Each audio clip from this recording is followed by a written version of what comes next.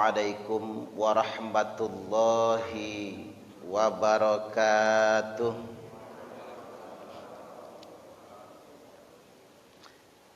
Bismillahirrahmanirrahim. Alhamdulillahilladzi an'ama 'alaina bi ni'matil imani wal islam. Asyhadu an la ilaha illallah dzul jalali wal ikram. Wa asyhadu anna Muhammadar Rasulullah khairul anam. Allahumma salli wa sallim ala sayyidina Muhammadin wa ala alihi wa ashabihil kiram, amma ba'du. Yang saya hormati pengurus Ta'mir Masjid Al-Muhajirin beserta jajarannya, para ustadz, para sesepuh dan para penasehat, bapak-bapak dan ibu-ibu jamaah Ta'lim Subuh Masjid Al-Muhajirin. Apa kabar Bapak Ibu, sehat? Alhamdulillahirabbil alamin.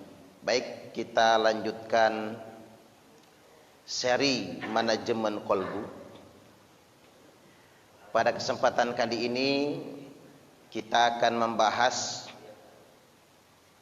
3 penyakit hati yang membahayakan diri sendiri dan juga membahayakan umat ini. Jadi baik secara individu maupun secara jamaah, umat ini akan mendapatkan mafsadat, efek kerusakannya.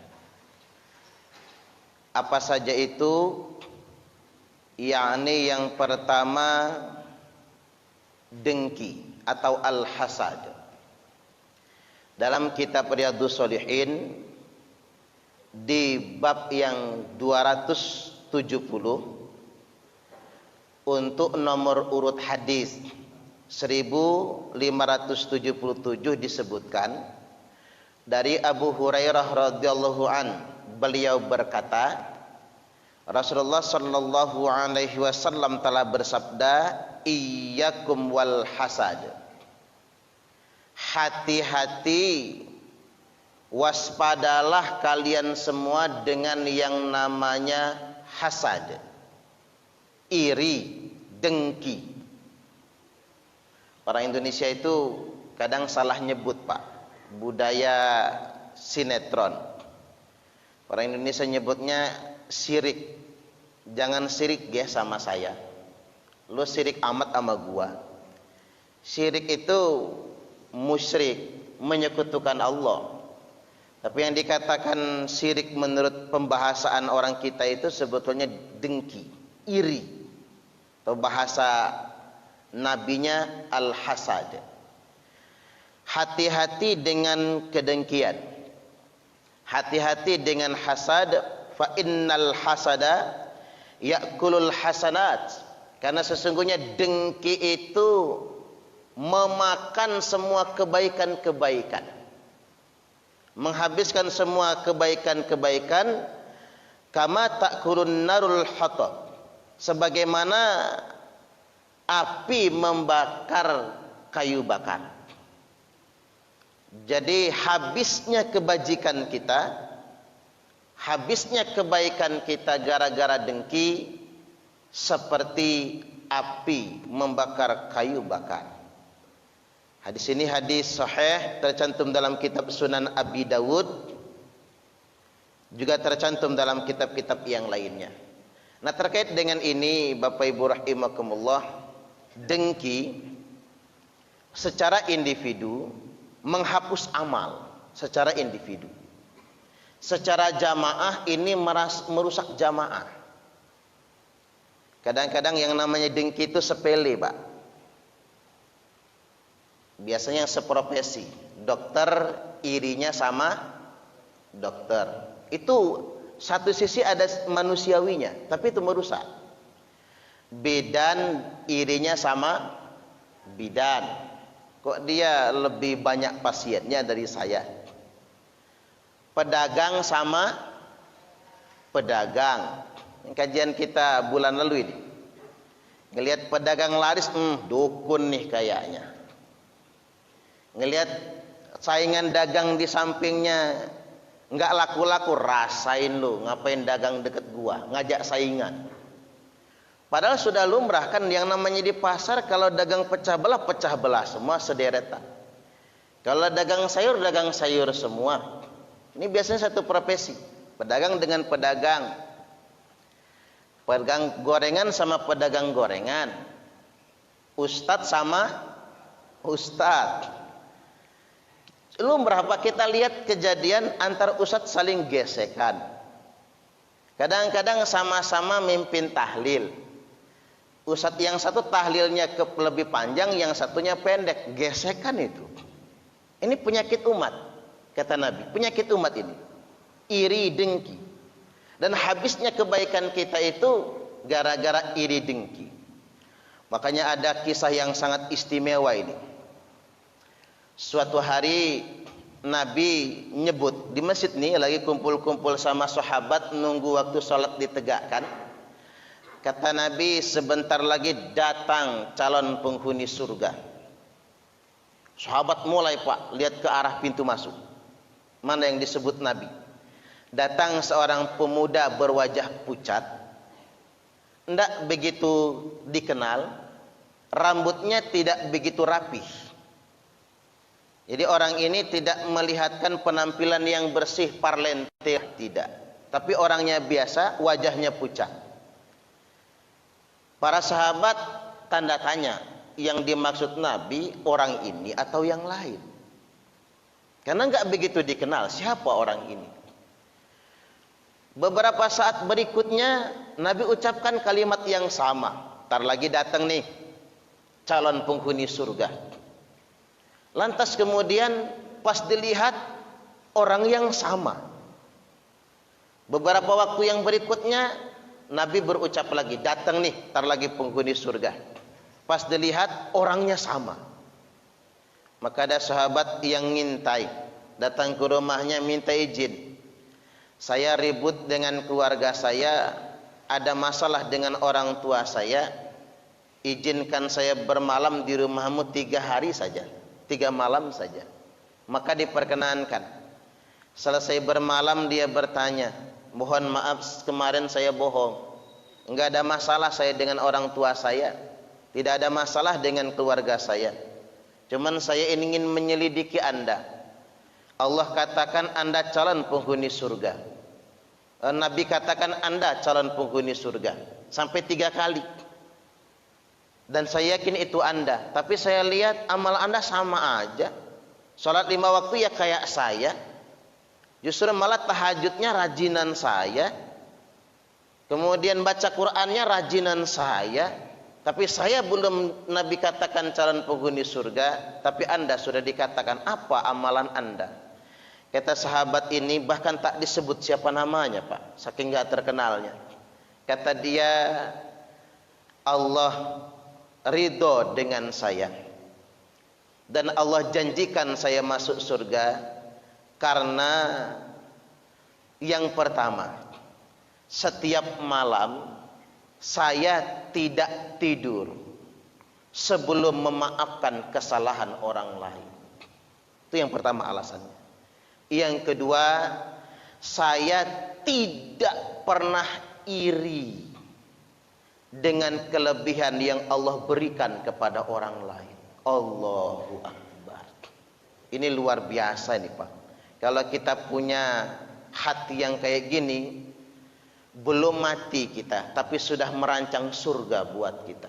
Mudah-mudahan kita dijauhkan dari penyakit iri dengki. Allahumma amin, amin ya rabbal alamin. Bahkan Nabi pernah mengingatkan begini, dabba ilaikum da'ul umami qablakum. Nah ini yang merusak jamaah itu. Telah menjangkiti kalian penyakit umat-umat terdahulu sebelum kalian. Al-hasad wal baghdha, yakni dengki, iri dan permusuhan. Ini Nabi ini ngomongnya sama sahabat loh, Pak. Jadi sahabat tuh bahasa kitanya gini nih. Lagi kena marah sama Nabi. Kata Nabi, sudah menjangkiti kalian semua penyakit-penyakit bangsa terdahulu, penyakit umat-umat yang terdahulu. Al-hasad, yang pertama kedengkian. Gara-gara kedengkian wal baghdha muncullah permusuhan.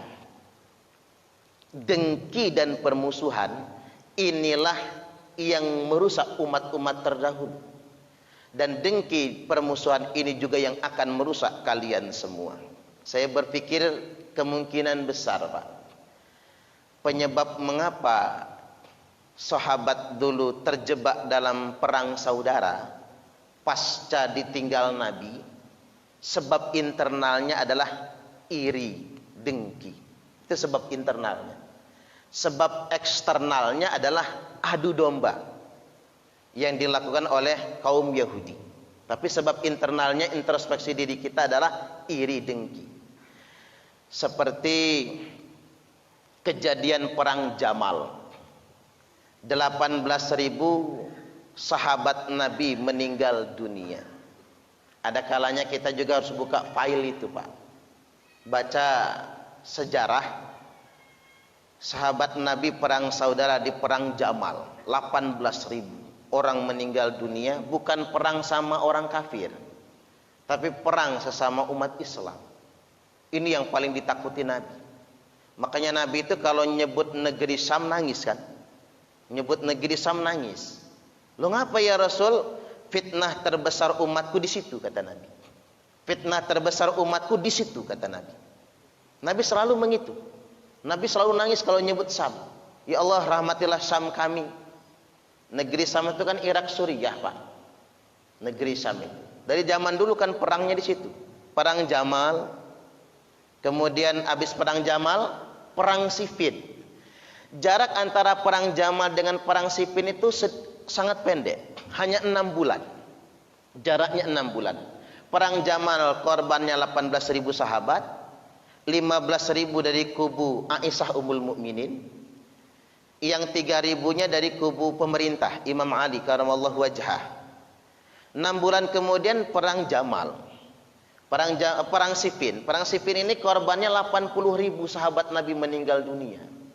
50.000 dari kubu Muawiyah bin Abi Sufyan, dan 30.000-nya dari kubu Ali bin Abi Thalib radhiyallahu anhu karamallahu wajhah.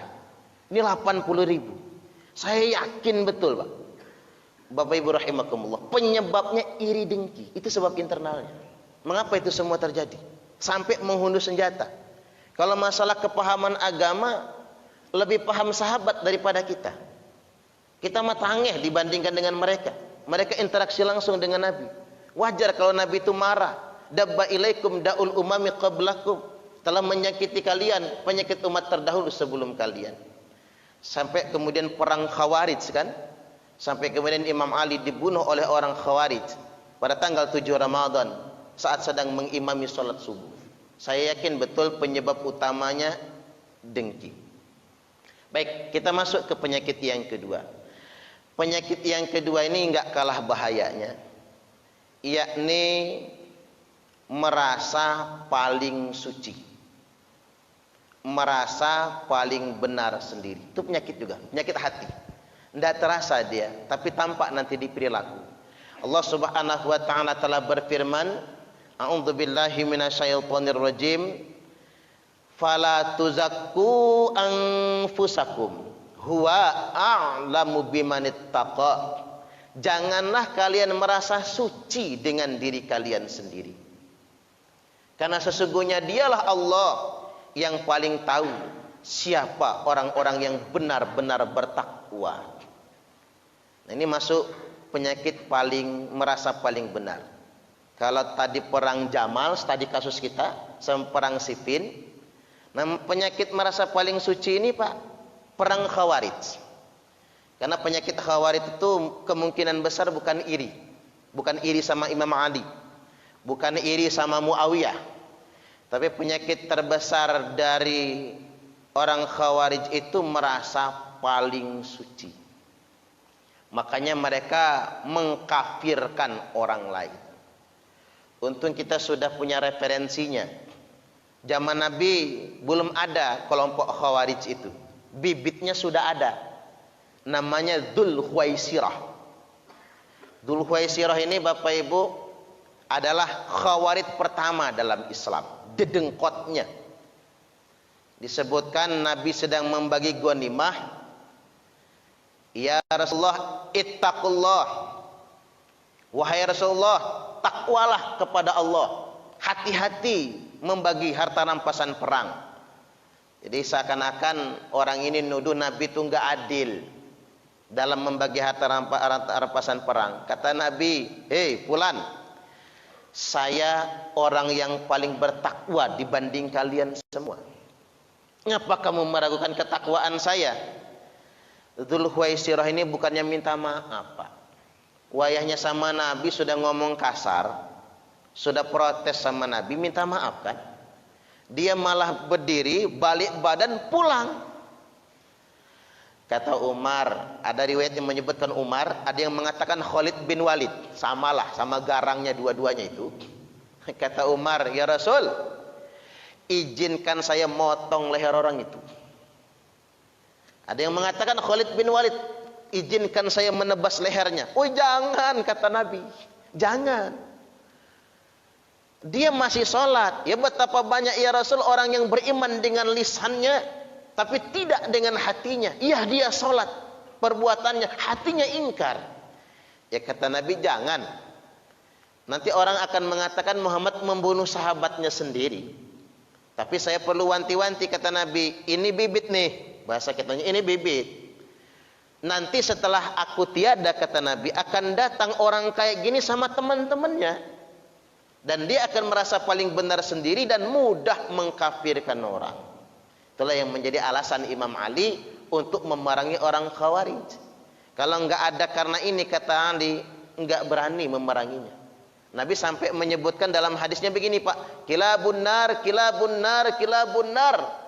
Khawarij itu anjing-anjing neraka, anjing-anjing neraka, anjing-anjing neraka.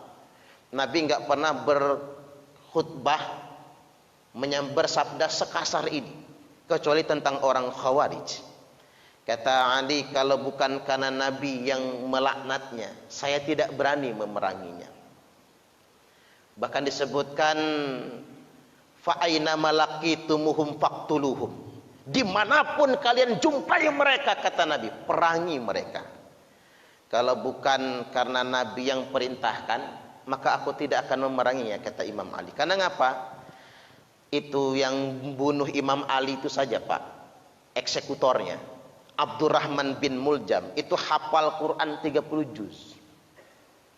Dan dia inilah yang menjadi duta Al-Quran di zaman Khalifah Abu Bakar, Umar, bahkan Utsman. 3 khalifah menjadi duta Al-Quran. Jadi kampung-kampung yang baru masuk Islam dikirim penghafal Quran ke sana. Nah ini salah satunya. Dia selalu menghatamkan Al-Quran paling telat 3 hari di dalam sholat tahajud. Bukan baca begitu, di dalam sholat tahajud. Saking rajinnya. Mengapa dia melakukan itu? Penyakitnya sederhana, merasa paling benar sendiri. Makanya benar, jadi orang benar itu wajib. Merasa paling benar, jangan. Jadi orang baik itu wajib. Merasa paling baik, jangan. Jadi orang beriman itu wajib. Merasa paling beriman, jangan. Karena kalau kita merasa paling beriman, kita gampang mengkafir-kafirkan orang. Kalau kita merasa paling baik, nanti kita jelekin orang. Nanti kalau kita merasa paling benar, kita nyalahin orang. Kalau kita merasa paling sunnah, nanti kita bid'ahkan orang. Nah, biar agak rileks, saya pernah cerita anekdot ini kan. Ada tukang cukur nih. Lagi nyukur rambut, dia ngomong sama yang dicukur. Pak, mau tahu nggak apaan anak paling goblok di dunia?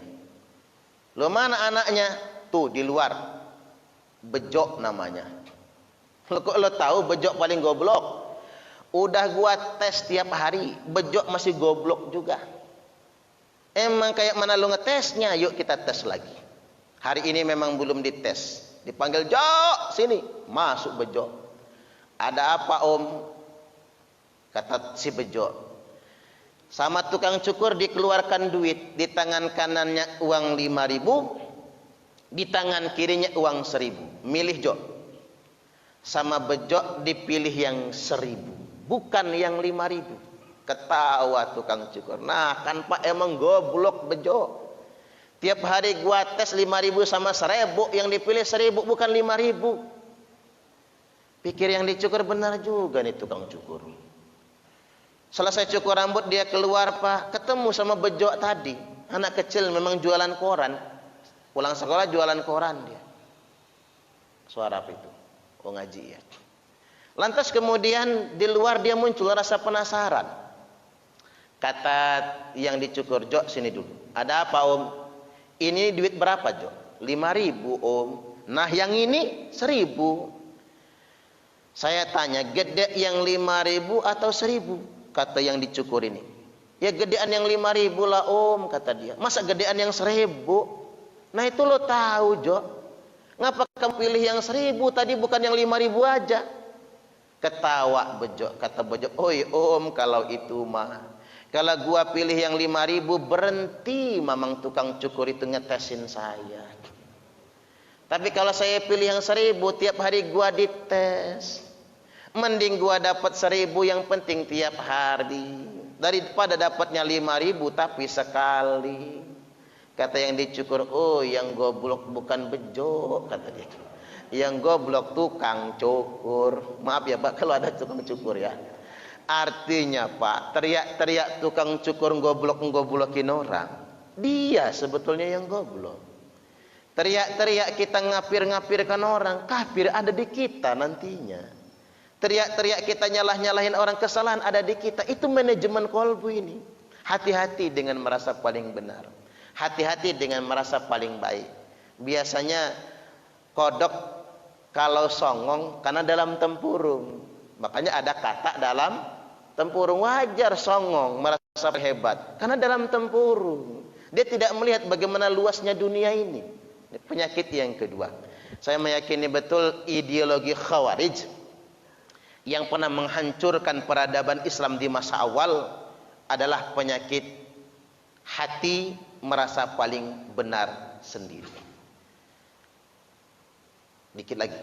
Selanjutnya tentang yang kedua ini, dulu pernah ada orang yang songong di hadapan Allah. Diceritakan Nabi nanti. Nabi ceritakan dulu tapi nanti kejadiannya. Jadi orang ini Pak umat zaman dahulu kala yang sudah beribadah 500 tahun lamanya. Kemudian Allah berfirman sama malaikat, kata Allah, masukkan hambaku ini dengan rahmatku ke dalam surga. Kata hamba ini, bal bi'amali, gua enggak mau ya Allah. Masa masuk surga karena rahmatmu? Bal bi'amali, aku masuk surga karena amalku. Emang amal kamu apa? Kata Allah, saya ini ibadah, sholat, enggak pernah maksiat. Saya bersedekah, saya enggak pernah berbuat maksiat, saya enggak pernah ngerumpi, selalu beramal solih. Khamsimi'ati sana, selama 500 tahun lamanya. Gini aja kata Allah, kalau kamu merasa paling baik sendiri kayak gitu, yuk kita timbang aja nikmat yang aku berikan kepadamu sama ibadah yang sudah kamu kerjakan. Ditimbang oleh Jibril, fatujadu ni'matul basar, didapati nikmat mata saja mengalahkan ibadahnya yang 500 tahun lamanya. Kalau begitu kata Allah, masukkan orang songong ini ke dalam neraka. Allahu Akbar. 500.000 tahun ibadah sia-sia Bapak Ibu. Karena mengapa? Merasa paling baik sendiri. Allahu Akbar. Na'udzubillah. Terakhir yang ketiga sekarang. Penyakit hati itu hubbud dunia, cinta dunia. Al-Islamu ya'lu wala yu'la alaih. Islam itu tinggi.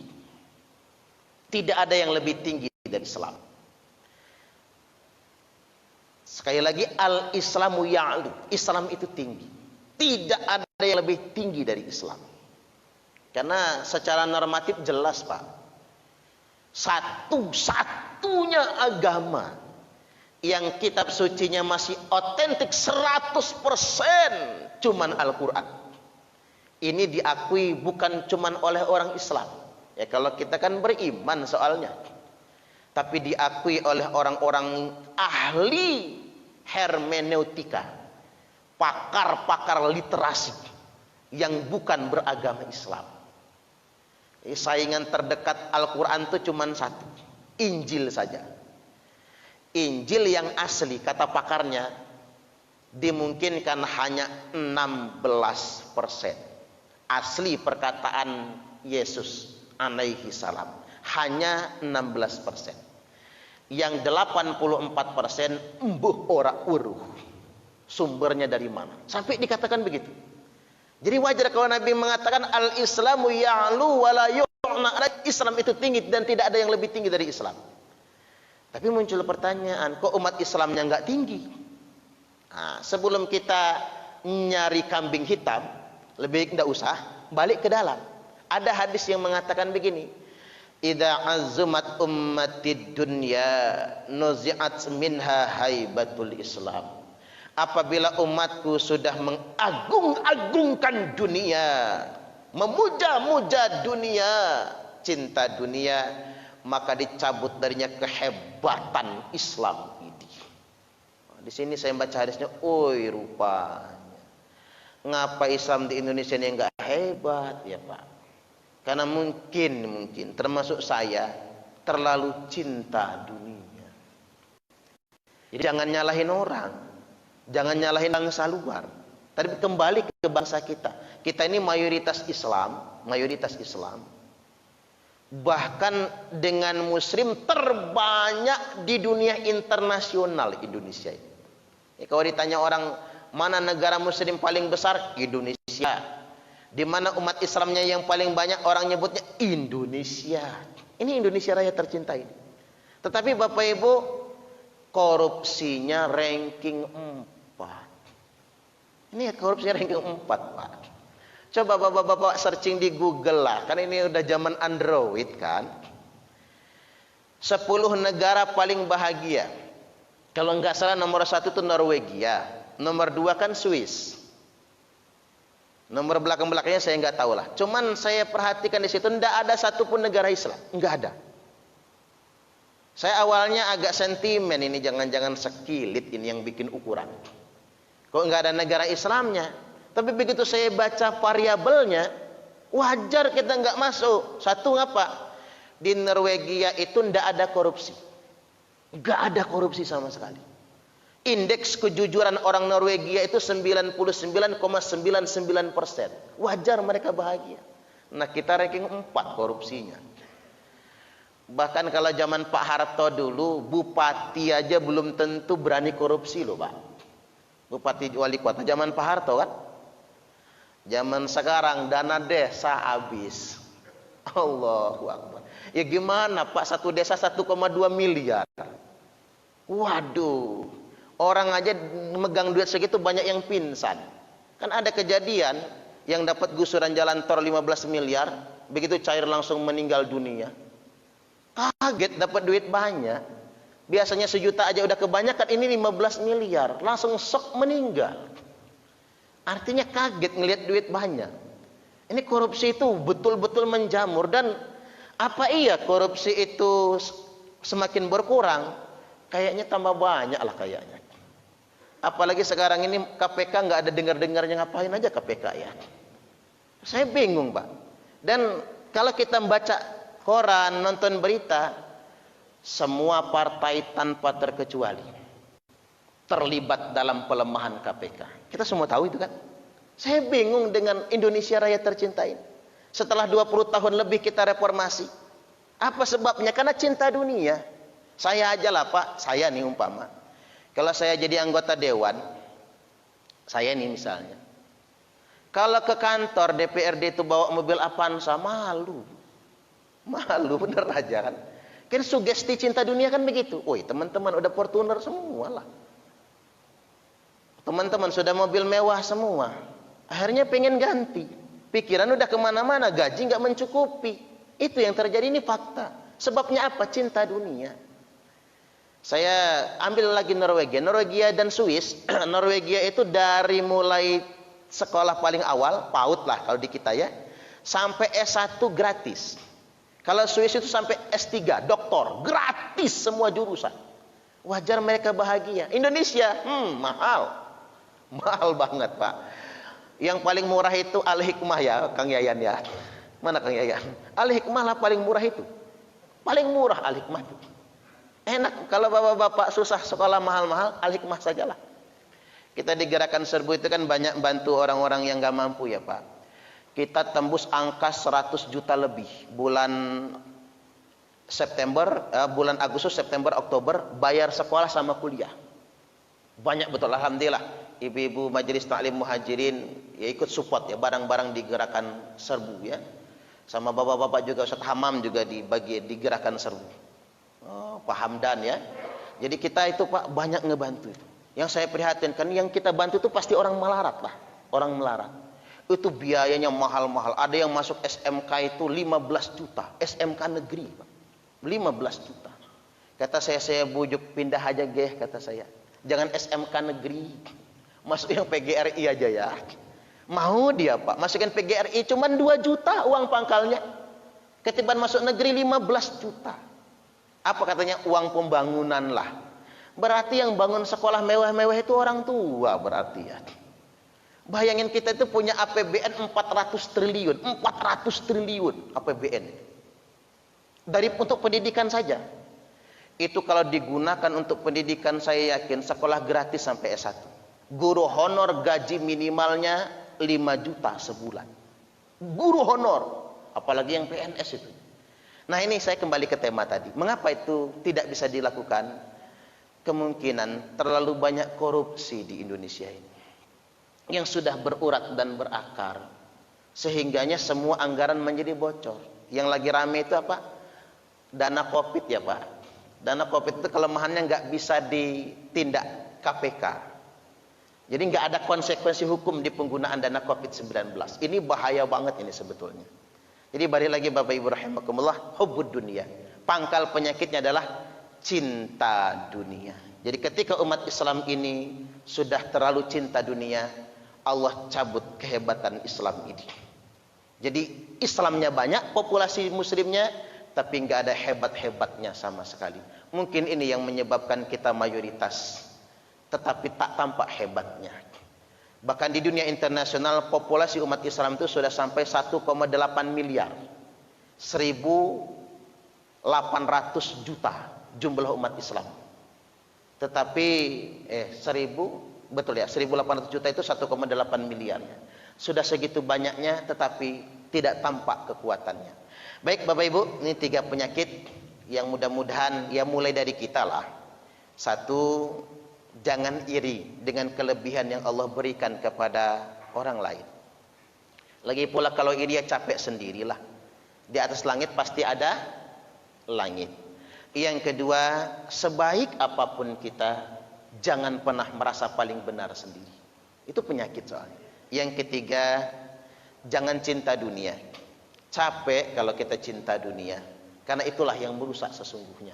Dunia ini kalau urusan materi nggak ada puas-puasnya.